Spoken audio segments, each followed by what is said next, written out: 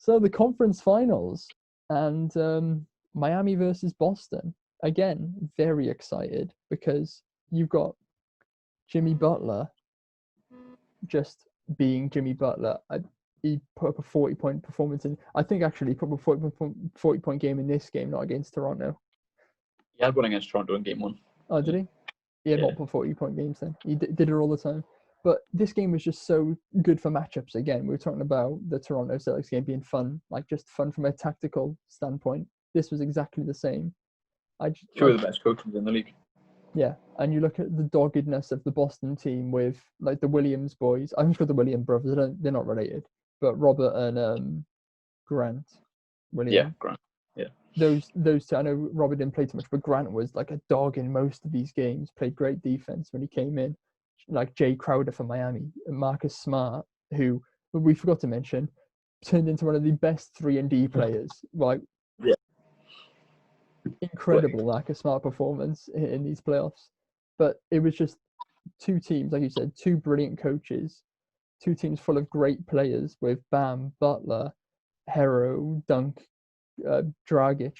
Again, Dragic played some of his career best basketball. Crazy shots. And then you've got Boston with Kemba, Tatum, Smart, Hayward was back. Jaylen Brown, I've watched a lot of Boston games this playoffs. Jaylen Brown's turned into one of my favorite players. Good player. Because he's the taking team he's on. Yeah, because of the team he's on, and because everybody always looks at Tatum, and because Kemba newly. I remember when Kemba first made the trade or made the move. I remember saying that this is nice for Kemba because he's like a vet. He's done his time, and now he's retired and got like a nice. He's like moved out to the countryside, but he's not. He's moved into Boston, which isn't a countryside, but like theoretically speaking, and yeah, it was a brilliant matchup. And like I said, it just felt like Boston got worse and worse as the playoffs went on, and I don't know if that was just because Philly was so bad, or if they had to play Toronto and Miami, two dogs. Right, yeah, I think it's gone from playing a very easy series in the first round to then having to play two very organized defenses in the second and third round. You know, I think the Boston we saw against Philly isn't the true Boston. It was a very inflated version of Boston because it was so easy for them. I don't think they're quite ready for a championship yet. I think they proved that against Boston and Miami, against Toronto and Miami. Yeah, they're a couple of pieces off. I just think is Tatum and Brown getting more accustomed to playoff basketball. I think they need maybe a center who can defend, but that's it really, not too much. Well, that's the pieces, isn't it? The pieces is time and a bit more bench depth. Because when you've got Romeo Langford coming in, who barely played any minutes in the regular season, and now you're throwing him into playoff basketball against Miami. And I know he didn't get many minutes at all, but I'm saying about even like Brad Wanamaker, like to be fair though, for Brad Wanamaker, he did play some really good basketball sometimes. Yeah, like imagine if they could have someone like a George Hill off the bench, or a small forward who could actually defend and score. Obviously, losing Hayward hurt them, and when he came back, he wasn't like Gordon Hayward. But yeah, with time, you get like a good center that knows how to play defense. Because obviously, Tice is more offense based, and Enes Kanter can't defend to save his life. and when they're your two options for big men, like it's going to be ropes. They will win a ring in this decade. Definitely, they've got too many good players. Yeah, Tatum, he's built to be like Kobe, to drag a team offensively. Well, last summer Tatum trained with Kobe, didn't he? Kobe trained him over the summer, and then he came back this season, and look how he's playing now, Mamba form. Yeah. But again, Miami. I mean, the word of the playoffs. I think the word I've used the most is dog. Yeah. Because just bunch of dogs. Jimmy Butler, dog. Jay Crowder, dog. Bam Adebayo, most of the time, dog. I can't think of any more players to play for Miami now. Jake, do you say Jake Crowder? Yeah, of course they're Jay Crowder. Even my favorite players. No, Iguodala, dog. Dragic, even Duncan Robinson. Yeah. But that was the thing for Miami. We'll get onto the finals, but I noticed it a lot more in the Boston thing. There was always those 2 weak points. Duncan Robinson, Tyler Hero on defense. Yeah. You have to be smart with the rotation, because even though Duncan Hero will get you points because they are buckets, they're so bad on defense, both of them. Hero's a bit better, and I can see where Hero can improve defensively to become a decent defensive player. But Duncan Robinson just he had some bad moments, but I think he had times where he showed signs of improvement, especially in the finals. I thought he did hold his own. It wasn't great, but he did as good as you could really expect from him. Yeah. And then over to the other conference final. It was the end of the road for Denver. Very sad. We all enjoyed the 3-1 comeback. There was a chance they went 3-1 again, and we all thought, ooh, 3 in a row. But no, the end of the road. Yeah. And it was pretty much just LeBron saw it and thought, it's my time. LeBron was like, we're not going to fall to Denver like everybody else has. But I put there, Jamal Murray's time is over, but he still balled. He still balled out. He was still brilliant. Some of the shots he was making, again, it was like a game of horse out there most of the time for Jamal Murray. He was taking some massive steps, making some circus shots. And I don't know, he's making AD look stupid sometimes on defense. And that's a hard thing to do because AD's like 7 foot and the size of my house. It's just and a very good defender. Yeah, and a very good defender. Very unlike good my defender. house, who I can get past really easily. But yeah, it's one of those things, isn't it? In the end, you're going to come up against LeBron. Yeah, and LeBron is going to win more often than not. Yeah. Well, no, that's not true. He's currently 4-6 in playoff finals, so That's true. That's true. Technically, he loses more than he wins. But yeah, so conference finals. Who were the winners and the losers? We didn't mention him when we talked about Miami, but Bam Adebayo. The block. His block. He averaged 22 points, 11 rebounds, and 5 assists. That's crazy. I can't believe we didn't talk about him. He also went down injured, didn't he? He went down injured and then came back for Game 7 and dropped 32 points, 14 rebounds, and 5 assists. That block. Game-winning block. God, that block was it? Because everybody talking about that Kawhi block when he blocked it with the tip of his finger and his finger went back. But that Bam block was better because he was in clutch time. It was literally Tatum. Celtics might have won that game. Yeah, it was to win the game. It was the second last possession. Was it the game where Butler hit the 2 winning free throws, or was that game 6? I think so. I think it was that Butler game. Incredible. Bam Adebayo is one of those players again. We're saying those players that have made that step. That step up to prove that they'll be dominant in this league for years. And Bam showed he could do it offensively, defensively. He just got so much skill. And again, a dog. Yeah, before the bubble, I was hoping maybe we could trade him to the Miami. That was the trade I was thinking of. And in return, we could get maybe Duncan Robinson, Bam Adebayo. Not going to happen now. You have to trade Ben and Joel for Bam these days. It's kind of sad, really. I just get my hopes up for Bam being a Philly player. Remember when remember the early season when OKC wanted to trade Gallo to the Heat and we were saying let's get Hero? You ain't getting Hero for Gallo anymore. You were saying Gallo, Hero, and picks. Take what you want, Miami. Take CP3 and Gallo. Take them all. Would you trade SGA for Tyler?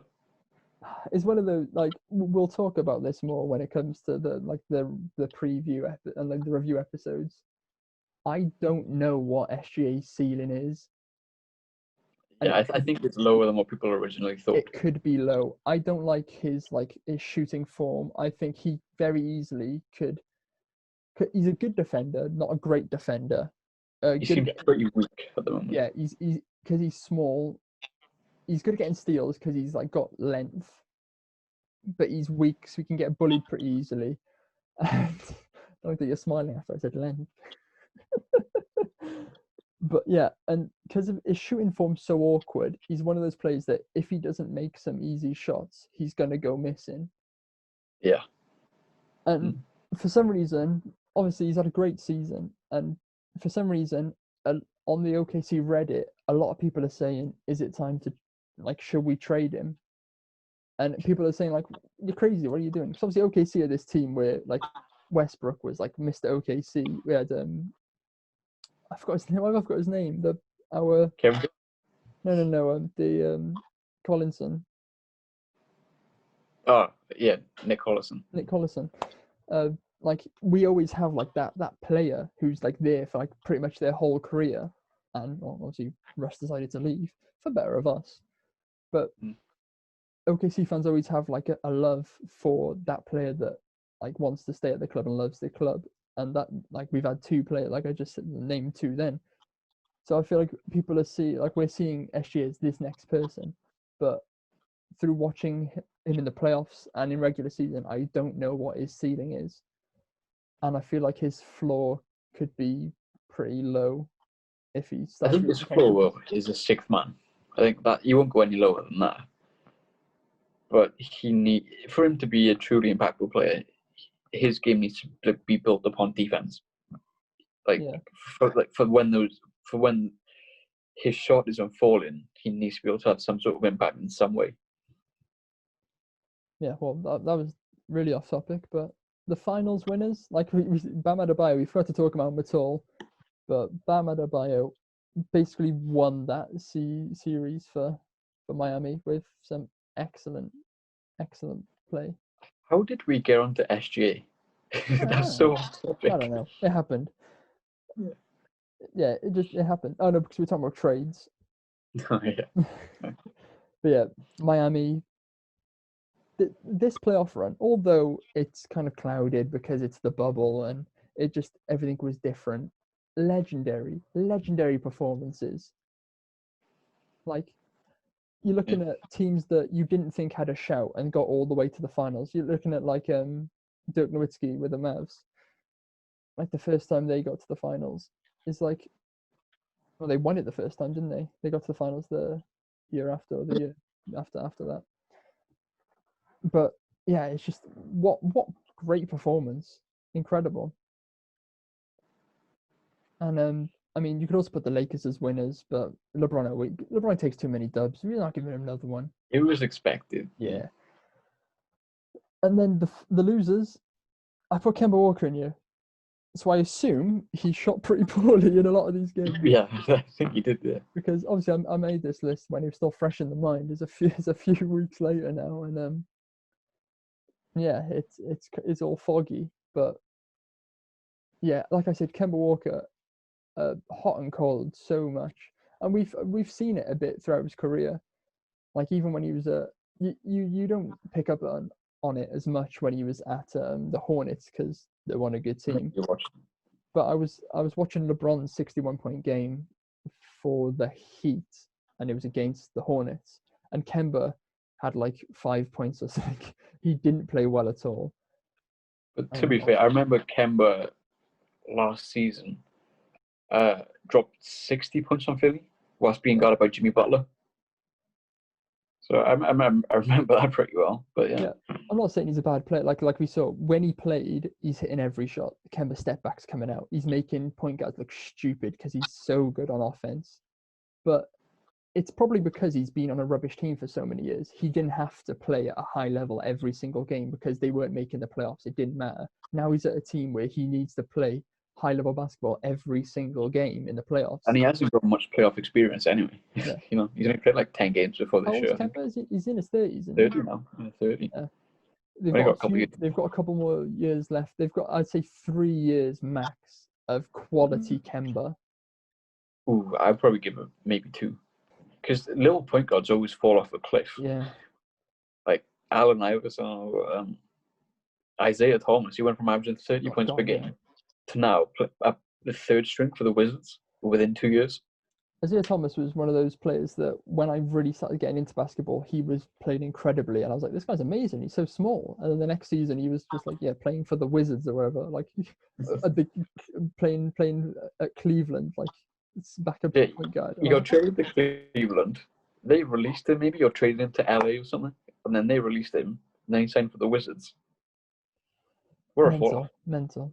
But yeah, then moving on to the finals, and the end of the playoffs, really. And like we said at the beginning, you said you didn't watch many games, but just because it was kind of tainted because of the lack of fans, it was like the atmosphere wasn't like there was no atmosphere.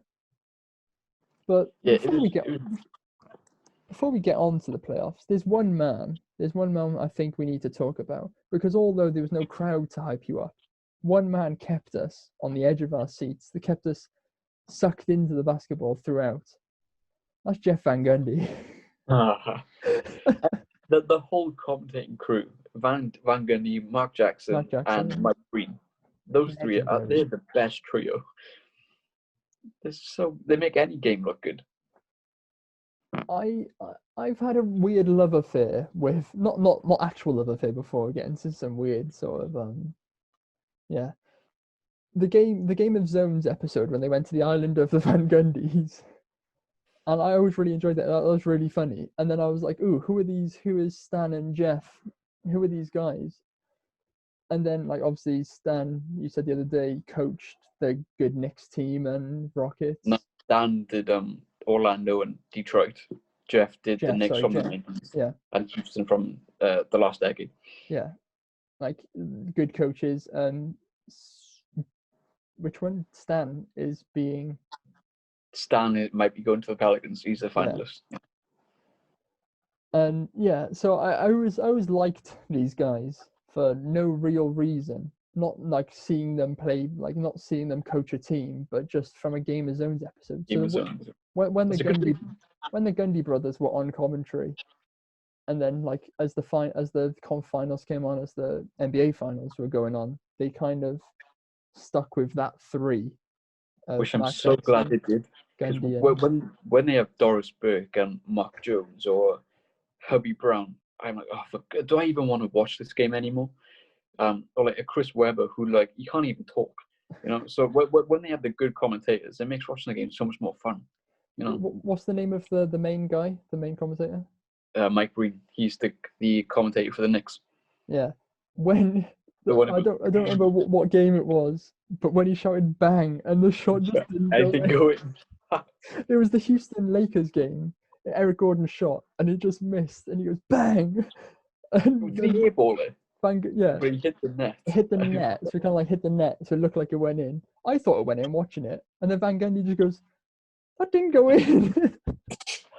It's a great clip.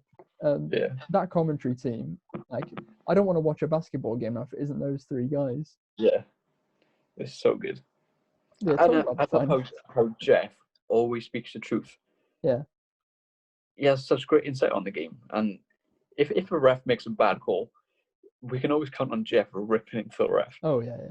It was that thing as well where often you see throughout sport, you see like coaches or managers in football and that do punditry work, and they talk like they're talking about someone else's team, like oh they should be doing this, why aren't they doing this? And then you think, well, you're not in a coaching job, so you're talking about this, the way this team are playing, but you currently don't coach a team, so like why do you know better?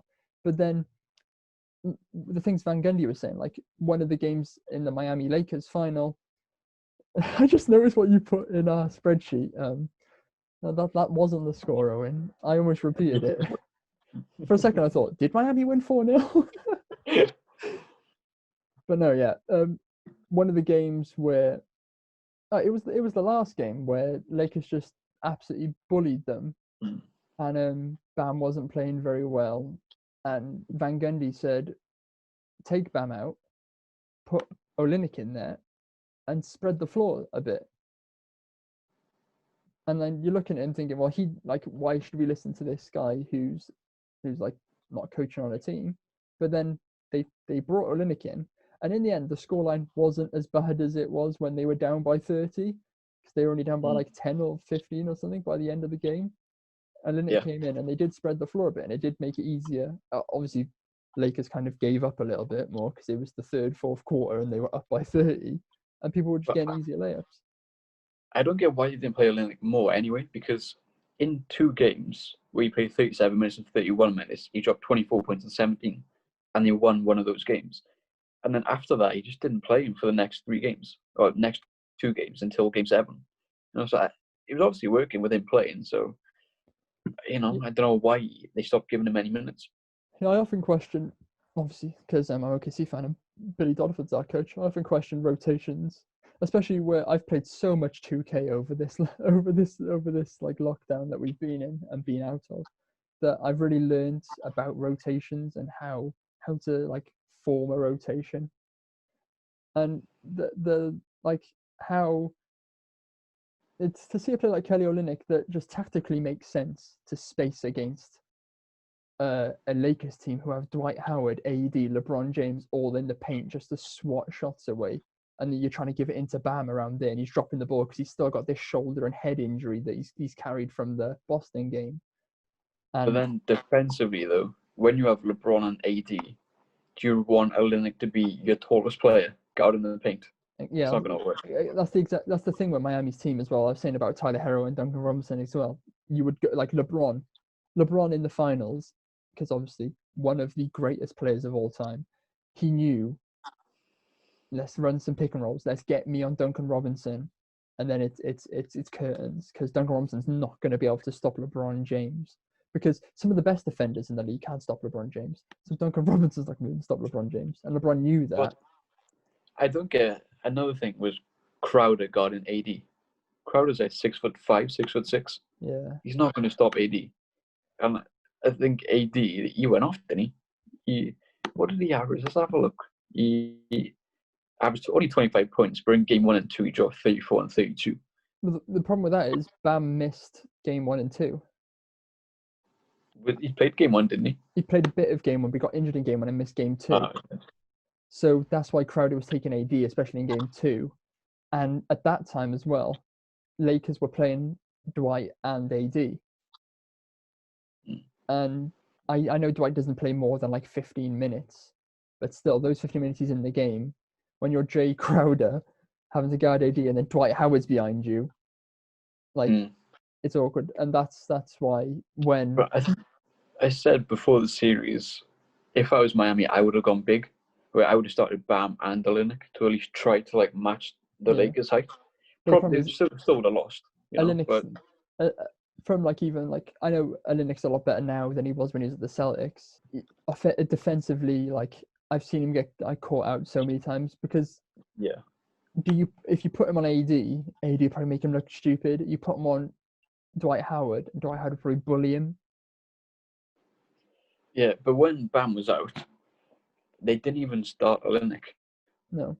They started Myers Leonard. He didn't play many minutes, 9, 12 minutes, but to be fair, he scored 7 points in both games. Yeah, he plus 13 in one games. Yeah, he did well, so maybe he could have got more minutes, to space the floor. Again, the exact same as Kelly Olynyk. He's not a good defender, and AD and Howard were rinsing him. Yeah, like that's the thing with Miami bigs. None of them can shoot and defend. It's one or the other. Like Bam is just a defender. Olynyk and Leonard are just good shooters, and they can't really defend much. And that was the downfall of the Miami team. You were saying about the Celtics are a few pieces away from becoming a championship team. So are Miami. They've got just probably a bit few more pieces because they're still so young. Going into the finals, where I saw no way Miami would win this, but in my head I was still thinking Miami in 6. Just Jimmy Butler, it's Jimmy Butler, and we can't go any further without talking about Jimmy Butler and that 40-point triple-double in Game 3. Game 3, yeah, it might be one, probably the best performance of his career. He played like 45 minutes, didn't he? Or did he play the full 48? He played 45 minutes. Like, one of the greatest playoff finals performances ever. It was that moment where, like, I think it was like in the last minute where he drove into the paint, got an and one, to put them in the lead, I think, or to tie the game, and he just went over to like behind the basket and he just breathing. He was like leaning on the bench. He was completely shattered. And rightly so. He shot a 40-point triple-double in the playoffs.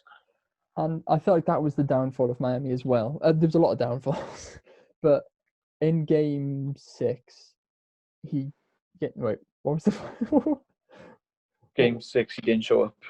The last game, yeah. Yeah, Game 6. You put 4-0. I completely forgot what the score was. In Game 6, he didn't like physically look knackered, but you could just tell that he'd played back-to-back like 45-minute games. From Game 2, he took 17 shots and 12 free throws. Game 3, 20 shots and 14 free throws. In Game 5, 19 shots and 12 free throws. In Game 6, only 10 shots and just 3 free throws. He wasn't attacking. He wasn't looking for a shot too much, and he only scored 12 points. It's not good enough. It was just a step too far for Butler. Because if Dragic was fit, he wouldn't have had to play 45 minutes. He probably still would have, because it's Jimmy Butler. And there was no way that man was coming out of the ball game most of some of those games. I think he gassed himself, didn't he? He was out of gas. But, obviously, I don't want to say a lot of NBA fans are casuals, but no, it's probably true. I think that's a true statement, yeah. The majority can't be like... The majority of people who like basketball are just watching because they like basketball. They're not too in-depth in things. So you see a lot of like pages on Instagram and that, on Twitter, saying like, oh, is Jimmy Butler a top 5 player in the league? Probably not. But no, regular season Jimmy is like maybe top 25. Playoff Jimmy is definitely top 5. Because he's got that mentality. Like we were saying about he's a dog. We've said it more. Like, dog is the word of the playoffs. He, like that Timberwolves interview where he knew Cat and Wiggins are like weak and was like, you're not going to win anything without me. I've got that. He's got a winner's mentality. Yeah. And he didn't win. And people get that mistaken with being too harsh and blade. But you need to be like that. MJ and Kobe, they weren't very nice people they weren't nice to their teammates. Look at the Last Dance documentary. MJ literally punched Steve Kerr. Look at the documentary. He literally punched him. Like, yeah, like the whole thing about like when they're like a training like bust up with Kobe and that, they were saying like, oh, can you ask Kobe to pass the ball more? And like they had to go and get like Shaq or somebody to go and speak to Kobe because the players didn't want to. With Sasha, what's her name? Sasha Vujicic? Yeah, where like Kobe started hitting him or something. Yeah, it's like you just have to have that mentality of being an absolute dog. LeBron doesn't have that mentality, and that's why he's lost how many finals? 6. He's won 4, like fair play to him. But if he had the MJ mentality, he'd be 10-0. Yeah. I don't think. I think Jordan would have won. And it's difficult to say because that Golden State team is unbelievable. Yeah. Like in a dream world, we'd be able to see prime Bulls against prime Golden State. In a dream world, that would be literally. I still don't know who would win. I don't know who would win. Donkey marking Gasol, the donkey marking Rodman. I can't think of his name.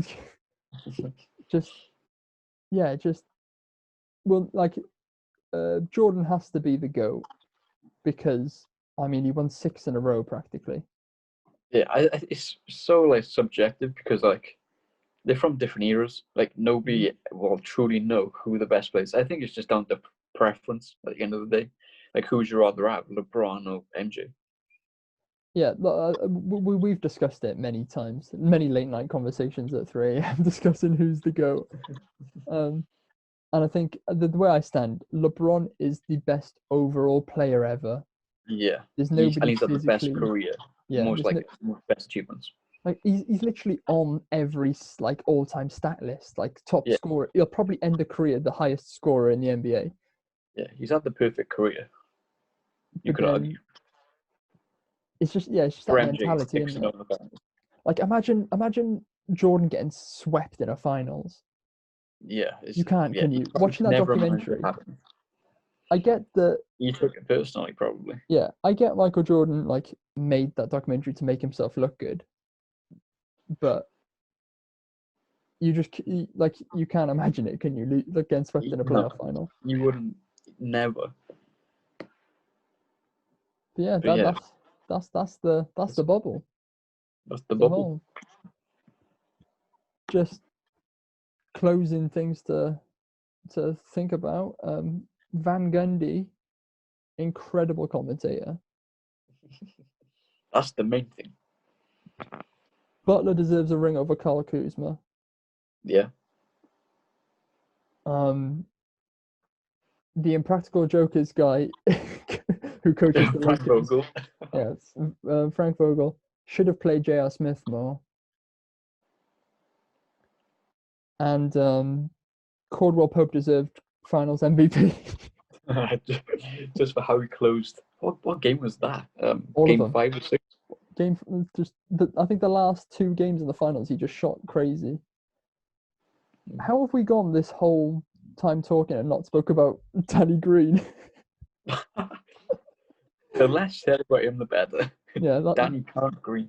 I think we'll close on that. Danny. Okay. Before we say anything, Danny Green deserves to be clowned the same way Paul George did because he was awful throughout the whole of the playoffs. But that shot he missed wasn't entirely his fault because that was a bad pass from LeBron.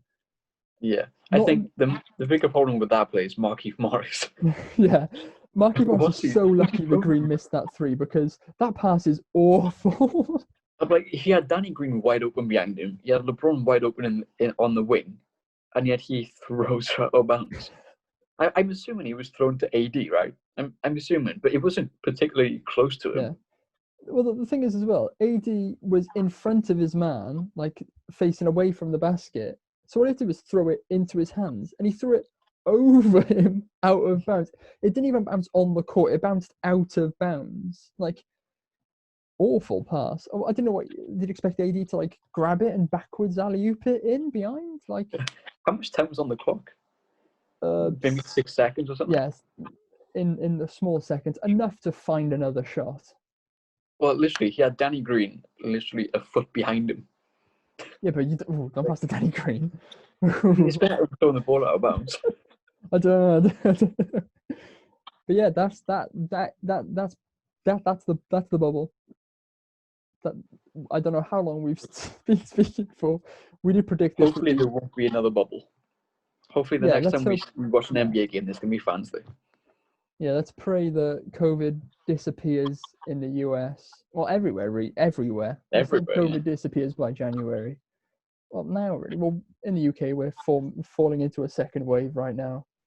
And I don't know what's going on in America. I feel like everybody just doesn't care because it's election season. Yeah, they're in the bin. Yeah. But good luck to them, and I can't wait for the season to restart. Can't wait for the draft. I don't know when it's going to restart. No, the bald man is saying January. January. I think they said Martin Luther King Day, which is January the 20th, maybe, like around there. It'd be nice. So yeah, we are back. The NBA is gone. Hopefully, we'll be back in January. In the next few weeks, we'll be looking over our predictions for this last season. And as a hint, they are awful. It's going to be a bad episode. There's some good ones, I suppose. I think there's like 2 that we were kind of. I got one right. Yeah, I got one kind of close. Yeah, and then we'll be reviewing everybody's season. We'll be going through the divisions and giving our review on the teams that didn't make the playoffs and the teams that did make the playoffs, and how we'll be doing a lot of research on the regular season, going back like years, it feels.